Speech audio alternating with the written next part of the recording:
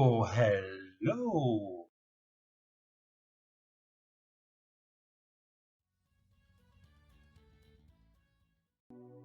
Ashwagandha ou Witania somnifera est un membre de la famille des Solanacées. Ce petit arbuste au baies rouge-orangé est un ingrédient clé de la médecine ayurvédique.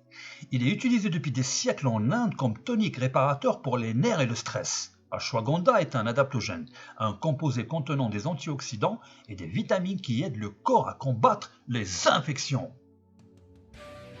Inflammation. Ashwagandha peut aider à combattre l'inflammation en réduisant un type de protéine C-réactive impliquée dans le processus d'inflammation. Ashwagandha a également été montré pour renforcer l'immunité dans le corps en augmentant les globules blancs.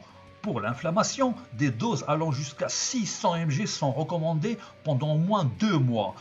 Pour l'immunité, 12 ml d'extrait d'ashwagandha ont montré une différence tangible dans le nombre de cellules.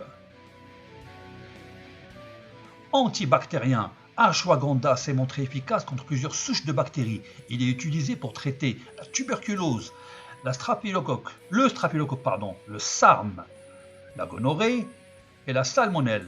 C'est également une source puissante d'antioxydants qui aide le corps à combattre les infections bactériennes en soutenant le système immunitaire. La fertilité. Comme le cortisol induit par le stress peut nuire à la qualité de la mobilité des spermatozoïdes, l'ashwagandha est recommandé pour les hommes souffrant d'infertilité. On a constaté que 5 grammes par jour pendant plusieurs mois augmente le nombre de spermatozoïdes. Et je vais vous dire quelques trucs sympas sur l'ashwagandha en fin de vidéo. Masse musculaire. Des doses beaucoup plus grandes d'ashwagandha peuvent aider à accumuler des muscles. Des études ont montré que des doses quotidiennes comprises entre 500 et 1250 mg entraînaient une croissance musculaire plus importante, une plus grande force en quelques semaines. Malheureusement, la plupart des études ont été réalisées sur des hommes. Il n'est donc pas certain que de fortes doses affectent les femmes. Ashwagandha est également recommandé pour augmenter la fertilité chez les hommes. Et c'est vrai que c'est pas sympa de ne pas avoir fait l'étude sur les femmes. Ça fait un peu macho, quoi. Sucre dans le sang. Les grandes doses peuvent être utiles pour les personnes atteintes de diabète de type 2 ou celles qui cherchent à réduire leur glycémie. Plusieurs petites études au fil des ans ont montré que l'ashwagandha est efficace contre les triglycérides et le cholestérol LDL. Il peut aussi être efficace qu'un médicament. Dosage entre 250 et 3 grammes généralement, répartis en plusieurs doses au cours de la journée. Mémoire. L'une des utilisations de l'ashwagandha en médecine ayurvédique est d'améliorer la mémoire et de prévenir le déclin cognitif chez les personnes âgées.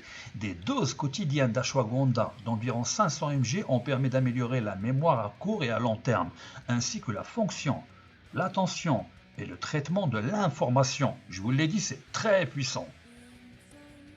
Mise en garde, les patients prenant des médicaments pour la thyroïde, la pression artérielle ou la glycémie ne doivent pas prendre l'ashwagandha sans consulter leur médecin au préalable. L'ashwagandha ne doit pas être pris par une femme enceinte ou qui allaite, ou par une patiente atteinte d'un trouble auto-immune, tel que la polyarthrite rhumatoïde ou le lupus. Arrêtez de prendre l'ashwagandha en moins de 2 semaines avant toute intervention chirurgicale.